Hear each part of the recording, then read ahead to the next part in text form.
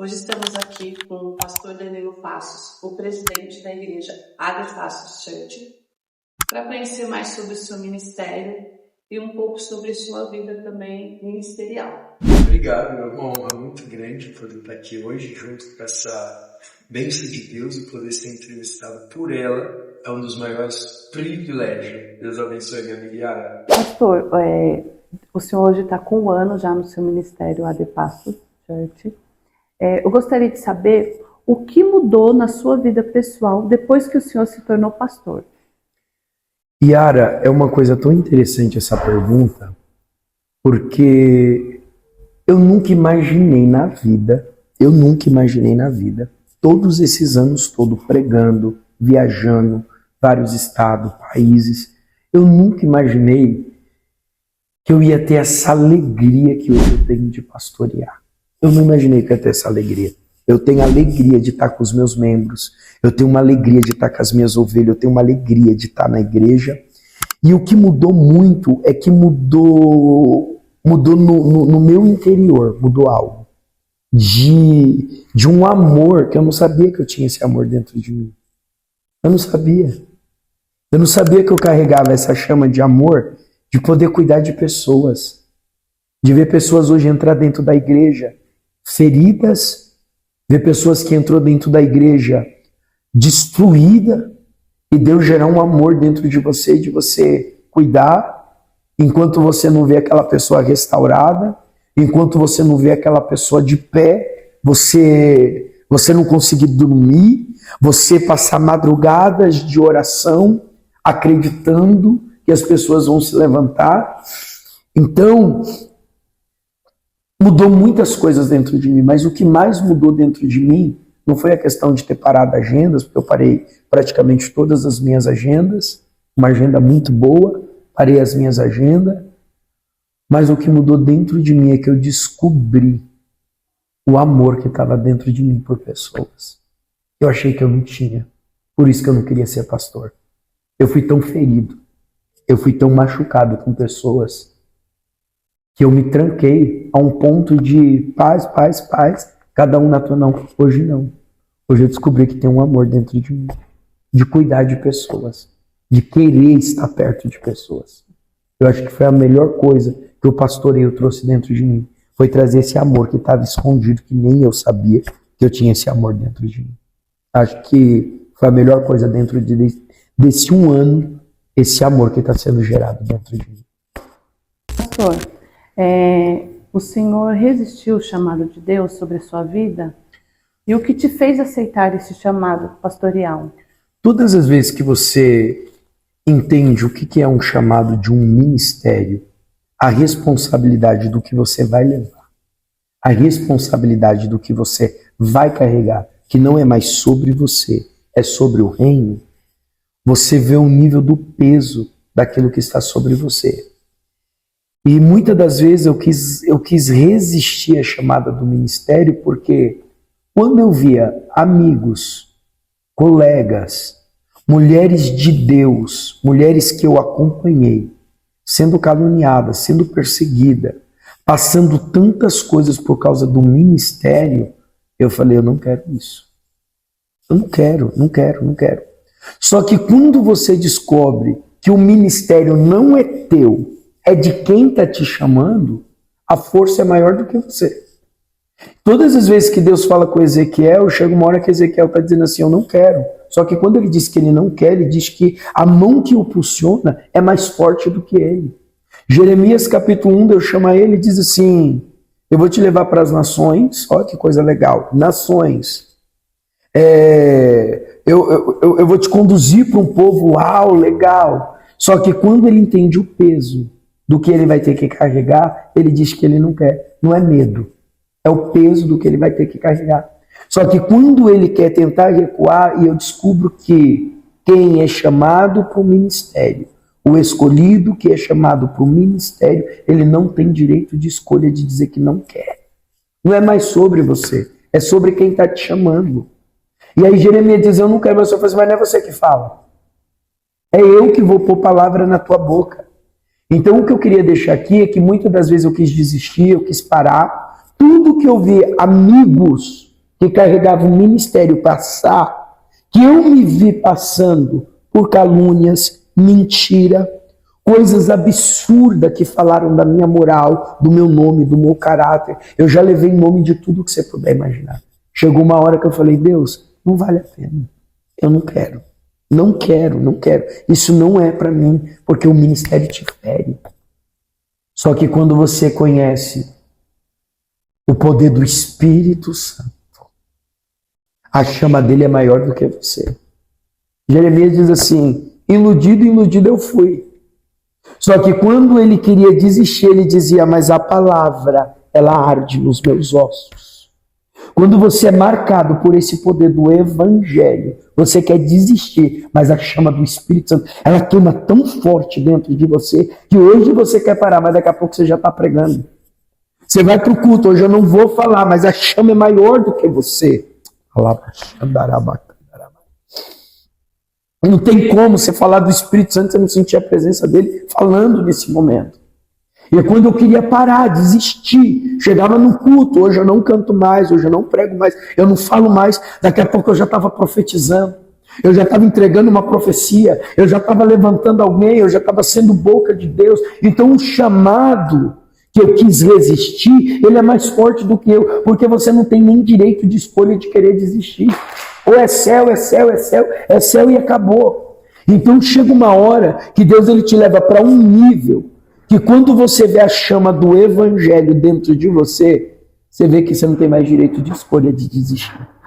Então a chama do Espírito Santo, ela faz querer você continuar. Você quer desistir, mas ela é mais forte do que você. Aí você diz, não tem como desistir. Não é mais sobre mim, é sobre aquilo que eu carrego.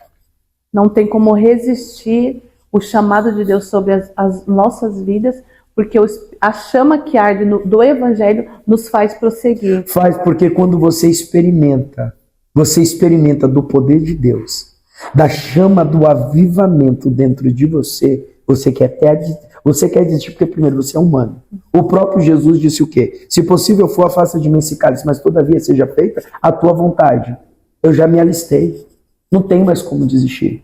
A gente, quando experimenta dessa chama, que queima, porque só vai entender disso, quem ouvir esse vídeo, ver esse documentário, só vai entender disso quem experimentou dessa chama. Quando você tem essa chama, você quer desistir, mas na hora que você quer desistir, ela queima e você diz assim, essa calúnia aí eu passo, essa perseguição aí eu passo. E são 29 anos de ministério, até hoje, com essa chama ardendo dentro de mim. Qual que é o desafio maior hoje, dentro do Evangelho, nos dias atuais, pastor? O maior desafio hoje é você preservar a verdade daquilo que você carrega. Porque nós estamos vivendo um evangelho tão corrompido, um evangelho tão mentiroso, um evangelho com tantas falcatruas, que para você hoje manter é você saber qual é a sua identidade. Porque quando você carrega a sua identidade, você já não carrega mais a identidade dos outros. Então você tem que saber primeiro o que você é em Deus e manter aquela verdade daquilo que você sabe que é verdade. Pregar aquela... Porque na verdade não é só pregar aquela verdade. É você manter essa verdade viva e dizer, eu não posso ser assim. Eu não posso ser igual. Eu não posso. Então é você saber aquilo que você carrega. Quando você descobre o que você carrega, já não é mais sobre os outros. É ter a convicção do chamado e para que você está dentro desse evangelho? Para que você serve? Porque, Yara, o que nós estamos vivendo hoje é tanta coisa que chega a mexer até com o teu psicológico de ver os níveis que as pessoas estão hoje sem o temor do altar, sem o temor de abrir a Bíblia. Hoje está virando um profissionalismo abrir a Bíblia. Para muitos hoje o evangelho virou uma profissão. Mas quando você descobre o poder do Evangelho, o que é o Evangelho, o que é o poder de Jesus, o que você experimentou de Jesus, você tem que preservar você daquilo que você descobriu que é verdade e manter aquela verdade. E hoje eu sou pastor de igreja. E o povo, os meus membros, as pessoas que congregam comigo, elas vão na visão de quem? Do pastor. E elas vão debaixo daquilo que eu acredito.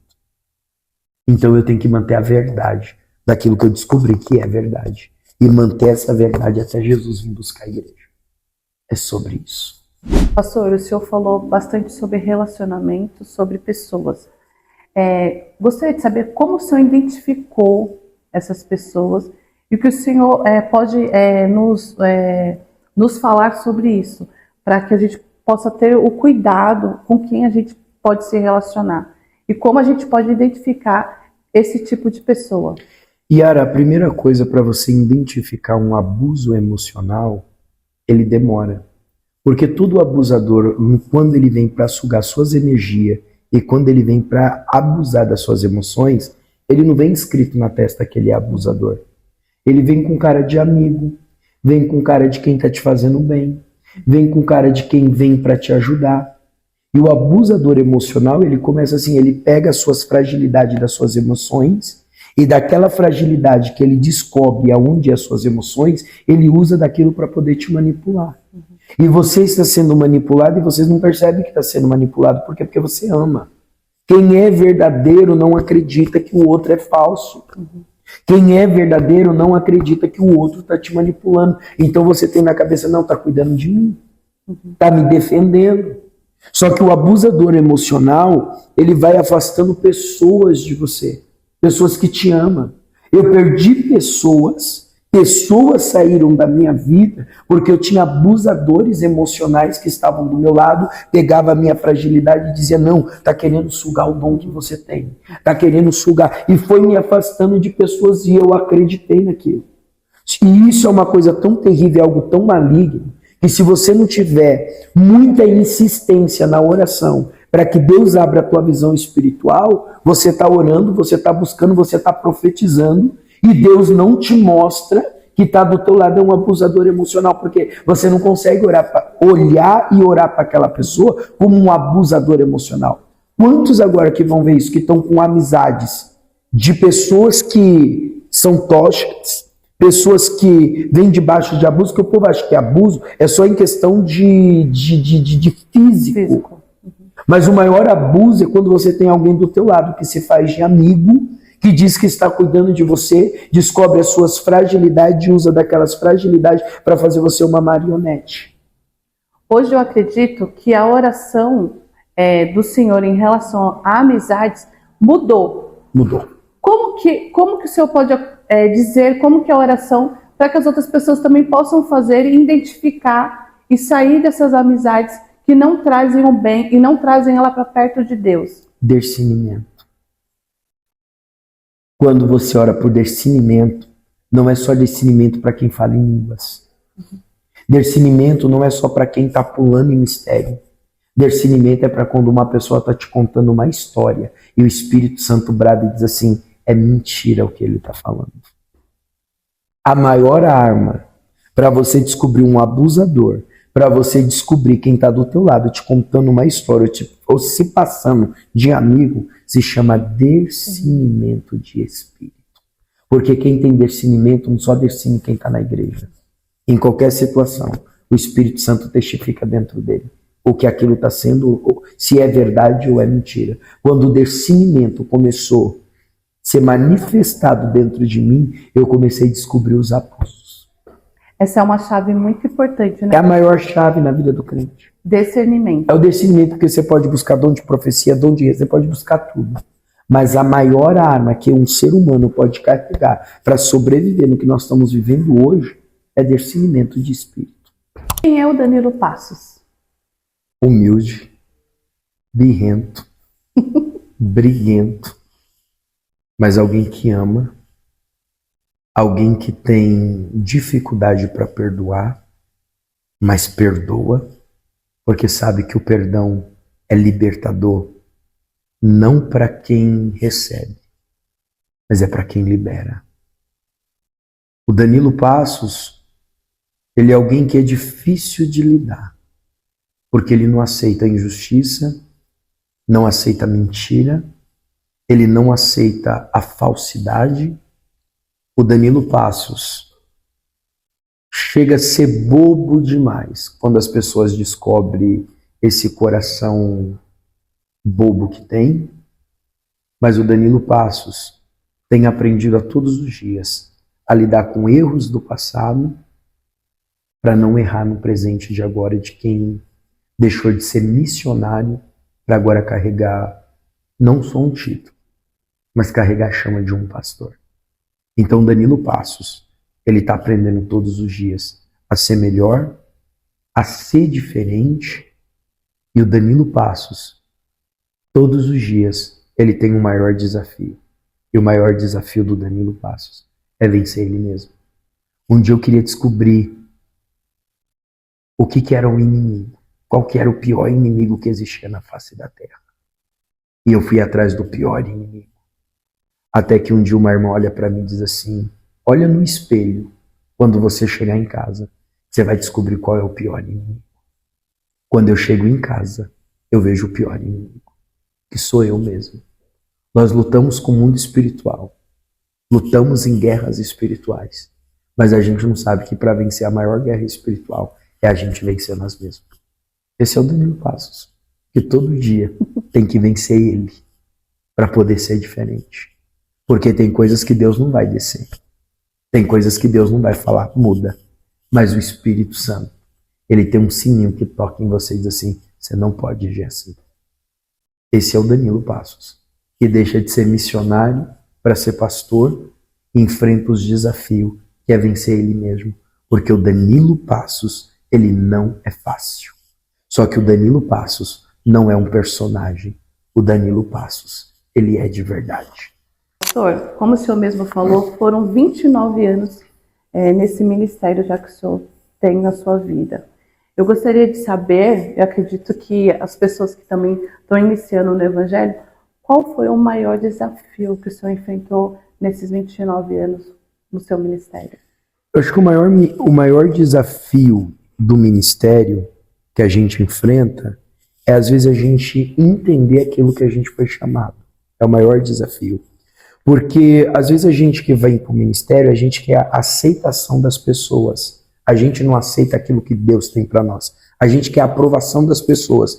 Então, eu acho que dificilmente alguém que tenha um ministério que não se preocupou com a aceitação das pessoas. A gente quer o que as pessoas querem, a gente quer falar como as pessoas gostam, a gente quer atrair um povo, eu vou ministrar. Então, eu tinha dificuldade de ter aceitação comigo, porque, na verdade, eu não tinha minha identidade.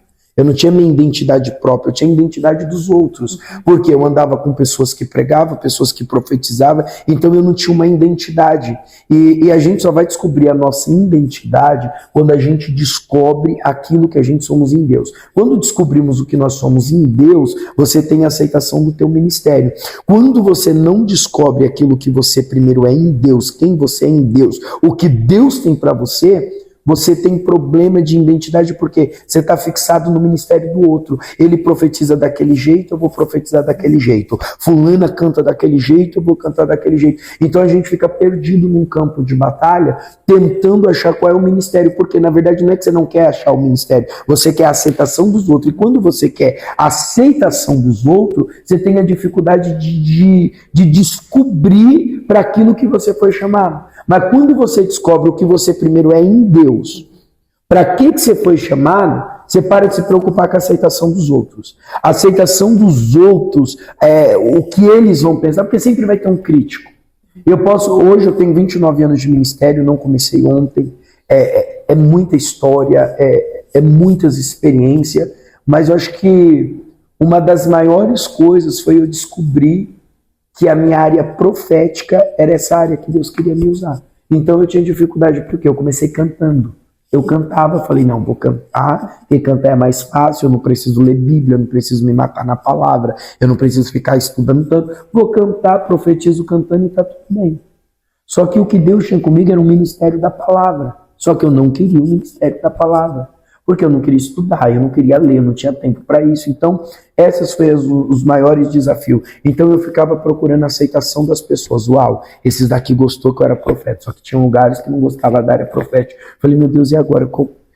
Então, quando eu descobri que o meu ministério era a palavra, era o ministério profético, eu comecei a ter aceitação para poder aceitar aquilo que Deus tinha comigo. E quando você aceita o que Deus tem contigo, a opinião dos outros já não muda mais nada ao teu respeito. Porque aí você tem a sua identidade. Minha identidade é essa, o meu ministério é esse, o que penso, o que fala, já não estou nem mais aí. Porque eu já estou curado e eu já sei o que eu sou em Deus. Enquanto você não descobre o que você é em Deus e qual é a sua identidade, qualquer coisa que as pessoas falam ao teu respeito te fere, te machuca, te para, e você fica, ele falou do meu ministério, falou disso, hoje eu já não estou nem mais aí. São 29 anos.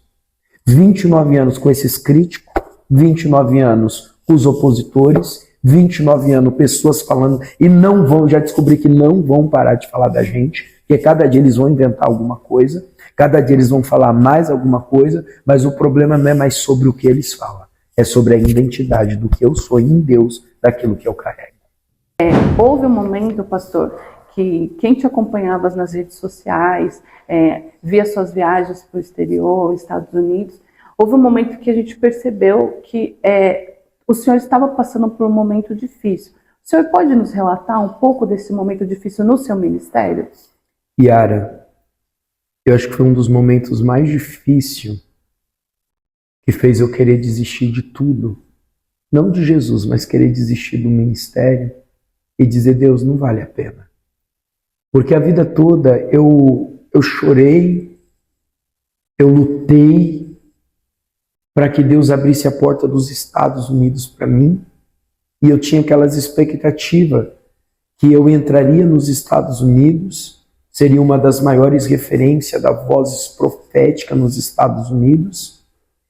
E quando eu comecei a viver as promessas de Deus dentro dos Estados Unidos, os primeiros 2 anos foi mil maravilha. Mas quando chega no meu 3º ano, eu estou indo para os Estados Unidos, eu fui descobrir o que é você ter que carregar a palavra e você, no meio da trajetória, ter que ser interrompido ou parado por causa de uma situação, de uma calúnia, de alguém que nunca te viu na vida. O que me fez querer parar, que muitas pessoas perceberam que eu estava muito mal nos Estados Unidos, foi quando levantaram uma calúnia muito terrível acerca do meu caráter, falando coisas absurdas. Me chamaram de garoto de programa, me chamaram de prostituto, foram coisas tão absurdas que levantaram o meu caráter, que aquilo ali começou a me trazer dor. Por que começou a me trazer dor? Porque eu estava com uma agenda fechada. E de repente, um homem que nunca me viu se alia com uma pessoa que se dizia ser minha amiga e começou a me deformar em tudo quanto é lugar. Então eu chegava em igrejas que as pessoas diziam, ele não vai pregar aqui porque disseram que ele tem uma vida assim no Brasil. Ele não vai ministrar aqui porque disseram que ele vive uma vida de prostituição no Brasil. Ele não vai ministrar aqui. Então chegou um tempo que quando eu olhei à minha volta, eu me encontrei sozinho. A única pessoa que esteve do meu lado em todo esse período do que eu enfrentei nos Estados Unidos, ela se chama Priscila. Essa mulher foi a mulher que me abraçou, foi a mulher que chorou na sala dela comigo, e ela só dizia uma coisa: não responda. E foi aonde eu convoquei o Brasil, eu convoquei as mulheres que eram de oração, eu convoquei quem conhecia o meu caráter, e eu dizia, ora, eu só tinha oração. Mas ninguém sabe a dor do que eu carreguei. Porque teve coisas que eu não podia ir para a rede social e falar. Eu tinha que calar e esperar o tempo da justificação de Deus. E a pior coisa é que quando Deus não te justifica, que você tem que passar no processo, você fica calado. E a calúnia, ela te causa dor nos ossos. E o que eu queria pedir para algumas pessoas que vão ver esse documentário, vão ver essa entrevista, cuidado daquilo que você ouve acerca de um homem de Deus. Porque o segredo não é de quem ouve, é de quem leva, é de quem espalha. Ferimos ministério. Quanta gente hoje que estão fora do evangelho, que não querem voltar mais porque não aguentou a calúnia da mentira. E o caluniador, ele não tem medo de te caluniar. O caluniador, ele não tem medo das consequências que aquilo vai causar na tua vida. Me causou um desespero que me levou para uma síndrome de pânico, um ataque de ansiedade, por causa de uma mentira. E a mentira foi espalhada em tudo quanto é lugar. Tantos que até hoje nos Estados Unidos tem lugares que eu não prego, mas por causa da calúnia. Só que hoje, por causa dessa calúnia, Deus elevou o meu nome numa dimensão dentro dos Estados Unidos, que hoje, a segunda vez que eu ministro no maior congresso dos Estados Unidos, que foi às 300, tive a oportunidade de ser chamada agora para o maior evento que está tendo agora, pastora Marcilene, que eu tenho uma admiração por essa mulher, que foi as amada, ela abriu exceção para um homem pregar no evento que fui eu. Pelo que Deus fez, só que ninguém sabe o que é o poder de uma palavra mal colocada na vida de um homem de Deus, você destrói. Só que você não destrói uma pessoa, porque quando um homem de Deus para, você está parando diversas pessoas. Sim. Quando um homem de Deus para, você não está parando ele, você está parando quem vem após ele. Quantas pessoas são edificadas pela minha vida? Quantos ministérios estão de pé por causa do meu ministério?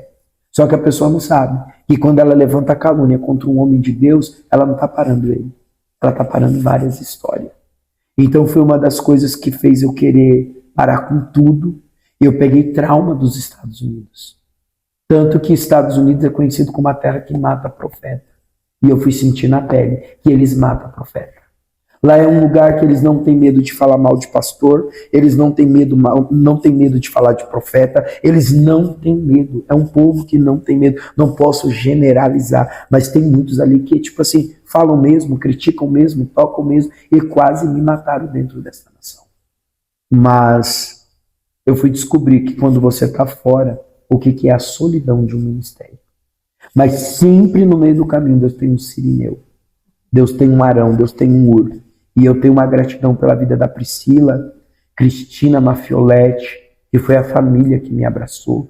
Cristina Mafioletti, Fábio, foram a família que me abraçou na minha dor. Minha amiga Elaine, que são 10 anos hoje, 11 anos de Estados Unidos, foram um povo que me abraçou até hoje, porque abraçaram o meu caráter, porque via quem eu era dentro de casa. Não era o Danilo do altar, que as pessoas conhecem o Danilo do altar, mas não conhecem o Danilo da intimidade.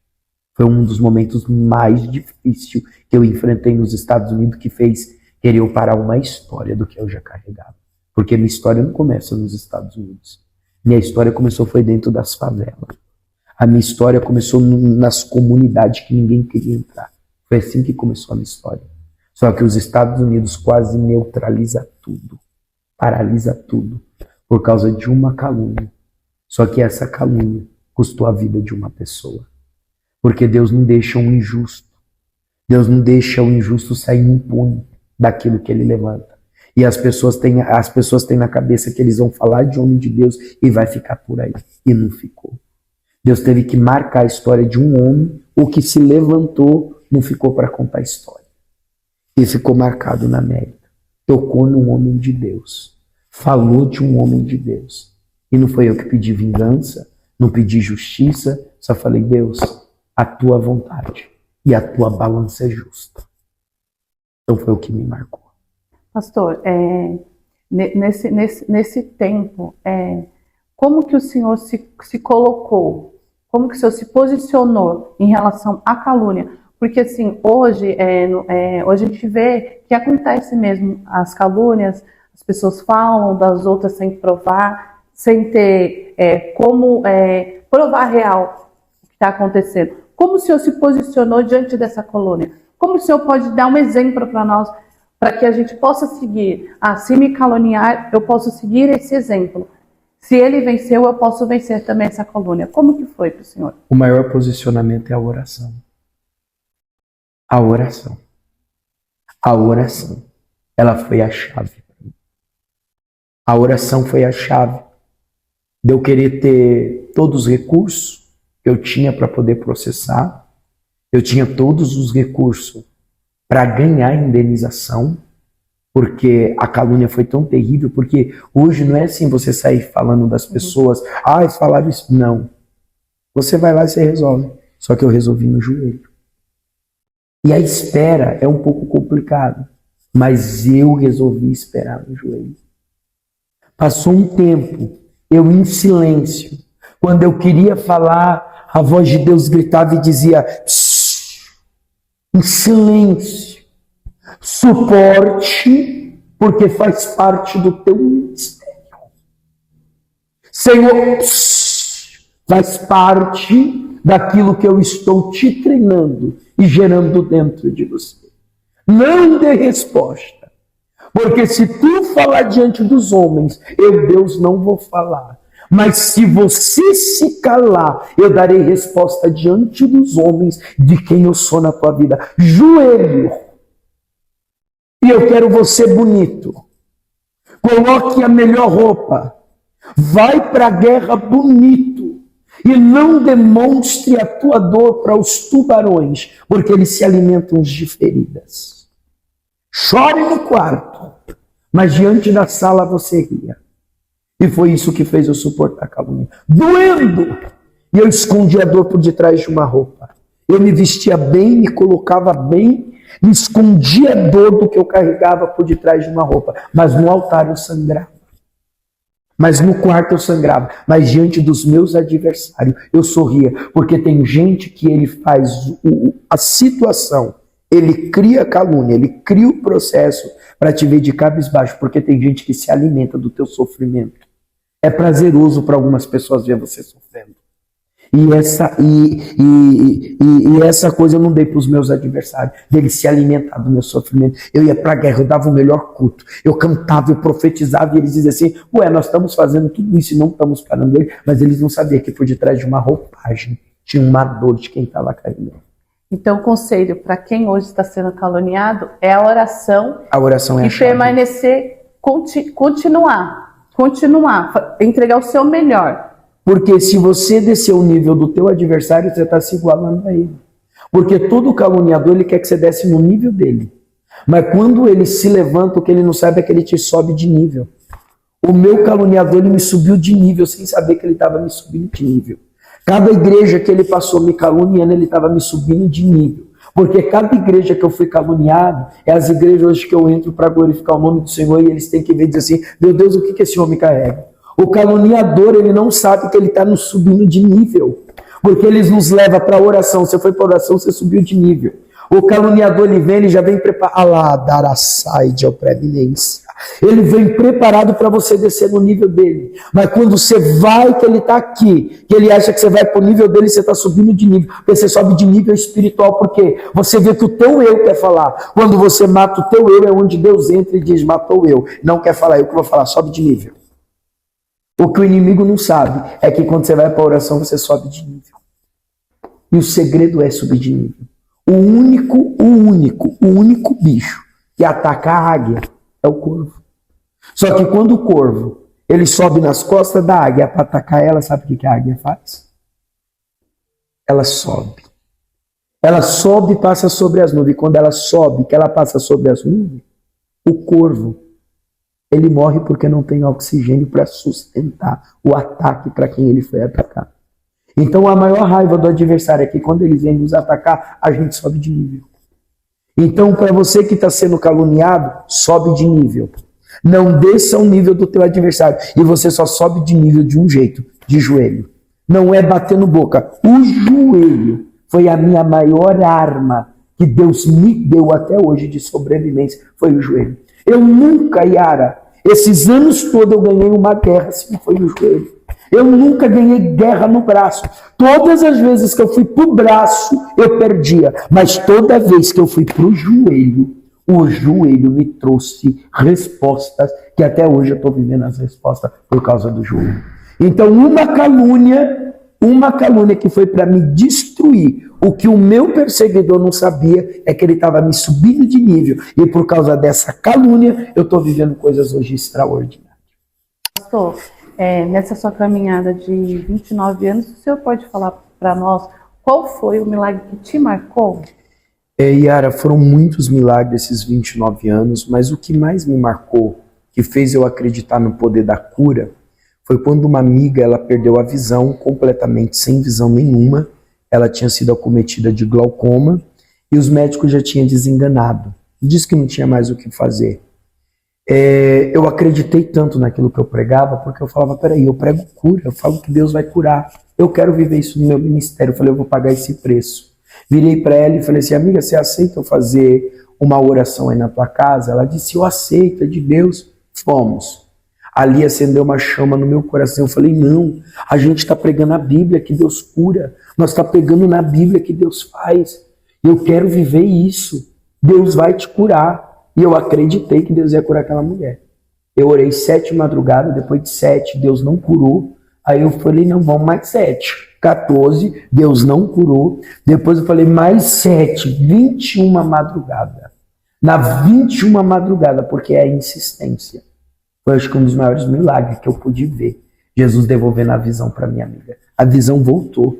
Voltou. Deus deu uma visão intacta, que até hoje os médicos não acreditam no que aconteceu. E o segundo milagre foi quando eu fui orar por uma criança, tomadas de feridas, eram feridas que não acabavam mais, e a criança não aguentava de dor.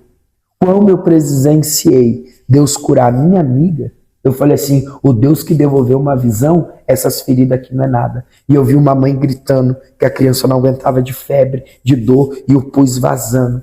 E aquele dia, eu coloquei a mão sobre aquelas crianças, eu disse, Deus, não é sobre mim, não é sobre Danilo, é sobre o que eu prego.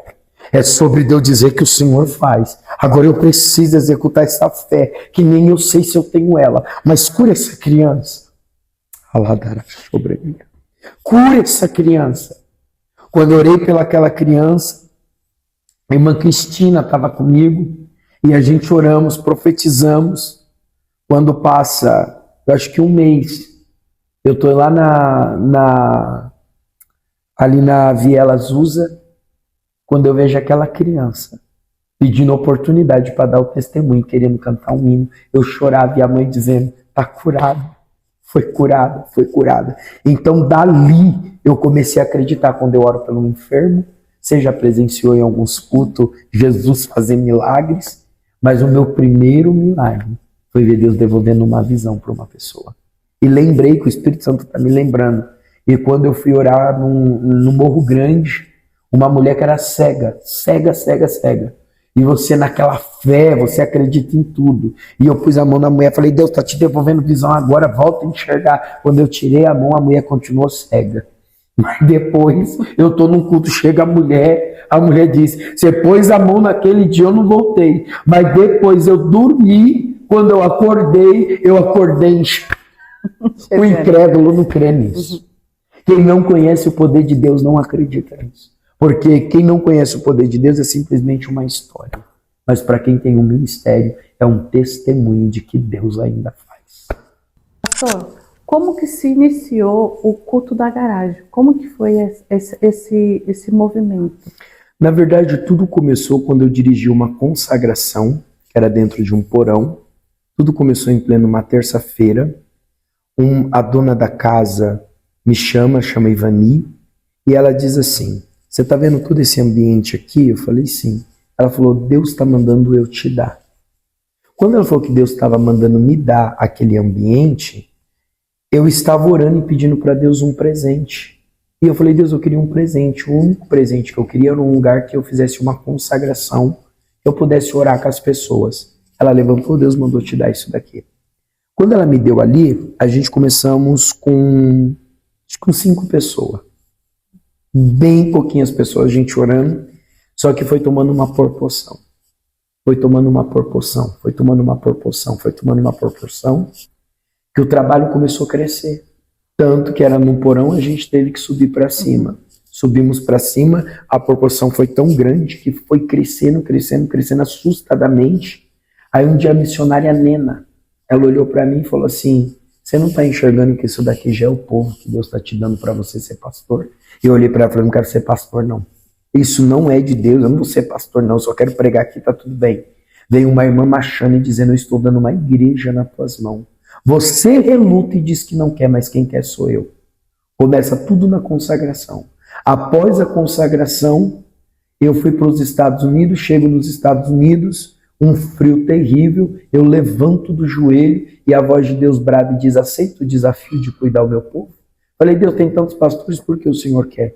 E ele diz, tem muitos, mas muitos que fugiram da obediência, muitos que não ouvem mais a minha voz, muitos que conduzem o povo do jeito que eles querem. Você aceita o desafio a ser diferente? Eu falei, Deus, e a crítica que eu vou receber por ser um pastor solteiro? O Senhor falou assim para mim, são 29 anos que você é criticado, 29 anos que eles tentam te parar, são 29 anos debaixo de calúnia, mas são 29 anos que eu te preservo de pé. Aceita o desafio? Eu não estou perguntando sobre os críticos, eu estou perguntando se você aceita o desafio. Falei, Deus, aceito. Liguei para o meu irmão, falei assim, você está comigo? Ele diz, eu estou. Foi o primeiro que diz, eu estou. Vamos, eu estou dentro com você. Aí liguei para outros pastores, amigos, que eu já tenho uma gratidão, tô junto. Liguei pastor Josué, tô junto. Adriana do Augusto, tô junto. Aí veio todo mundo junto, pastor Alessandra, tantos outros, tô junto. Aí começa todo o trabalho, começa dentro da garagem do diácono Augusto, ele me cede a garagem de detalhe. Era o sonho deles, ter um culto lá. Que eu dirigisse um culto. Sem eu ser pastor, ela já orava, Deus, traz ele aqui para fazer um culto na minha garagem, que hoje é um ponto de pregação. E começa o culto na garagem. Começou o povo, eu nos Estados Unidos, eles começou o culto. Aí veio a Adriana, missionária Adriana, o Sérgio, meus primos, tô junto. Aí começamos com aquele povo. Começa tudo dentro de uma garagem. Daquela garagem, Deus revela o salão pra gente. Quando a gente entra no salão, me bateu medo. Na hora que eu fui pro salão, me bateu medo. E eu nunca vou esquecer que o irmão Gilberto, esposo da Arleide, que hoje está congregando com a gente, na hora que ele pisou no salão, ele pegou na minha mão e falou, é pequeno. Eu falei, esse homem tá doido. Eu falei, eu não vou dar conta disso daqui. Ele falou, é pequeno. Para o que Deus vai pôr na tua mão é pequeno. Eu falei, não. Só que quando eu comecei os primeiros cultos, eram uns cultos vazios.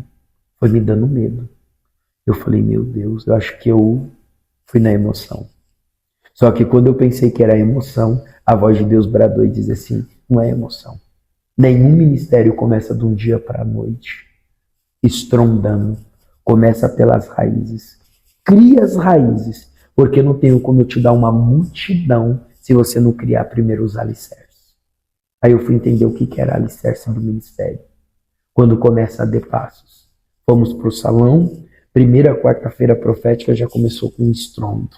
Falei, meu Deus, a quarta-feira profética veio debaixo de um estrondo, que hoje está sendo uma das maiores, os maiores trabalhos hoje, da Zona Norte, Zona Oeste, Zona Sul, está sendo a quarta-feira profética. E os cultos de domingo começou a ser os desafios.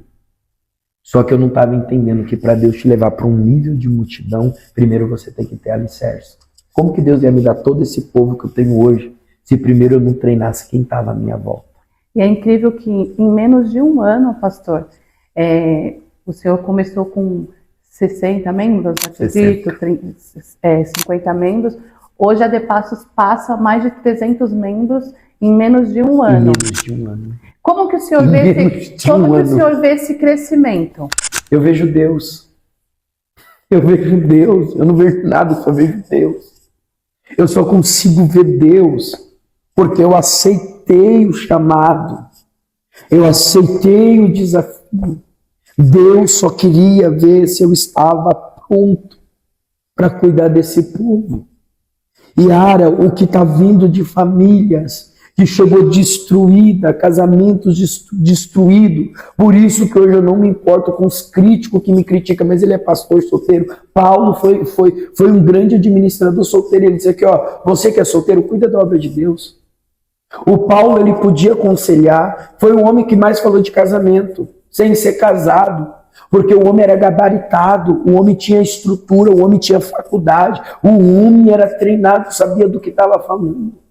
E hoje o meu maior exemplo para administrar o que eu tenho é Paulo. Mas hoje Deus me deu equipe de pastores de casais, Deus me deu os pastores de jovem, Deus me deu equipes. Então eu só vou trazendo o povo e vou cuidando, vou trazendo e vou cuidando. E hoje, a De Passos, em um ano que nós estamos vivendo, o que eu vejo é só uma coisa, Deus. A De Passos está de pé, Deus. A De Passos está caminhando, Deus. A De Passos está sendo caluniada, Deus. Tem opositores, Deus. Tem alguém falando, Deus. Tudo da De Passos é Deus. A glória é de Deus. Estamos de pé, Deus. Um ano, Deus. Chegamos até aqui, Deus. Não tem outra coisa. Não é nome de Danilo. Não é porque não tem, fama passa. Um bom nome não passa. Hoje você é famoso, amanhã você não é mais. Hoje eles te levantam, amanhã eles te derrubam. Jesus entra em Jerusalém. Bendito aquele que vem, hosana nas alturas. A mesma voz, crucifica ele, solta Barrabás. Eu não vivo de elogio, eu vivo de Deus. Passos, Deus, estamos de pé, Deus. Um ano, Deus. Tudo é Deus, é por causa de Deus. Um ano chegamos, Deus. A glória é de Deus. Pastor, qual foi o seu momento que o senhor teve certeza do seu chamado pastoral? O ministério pastoral, ele começa tudo quando a gente descobre o campo missionário. Porque quando você conhece o campo missionário, você descobre o que é o poder de cuidar de pessoas. Quem passa pelo campo de missão, geralmente acha que missão é só você ir ali, levar a palavra, pregar e está tudo bem. Só que eu não sabia que o campo missionário, ele estava me preparando para ser pastor no outro sentido.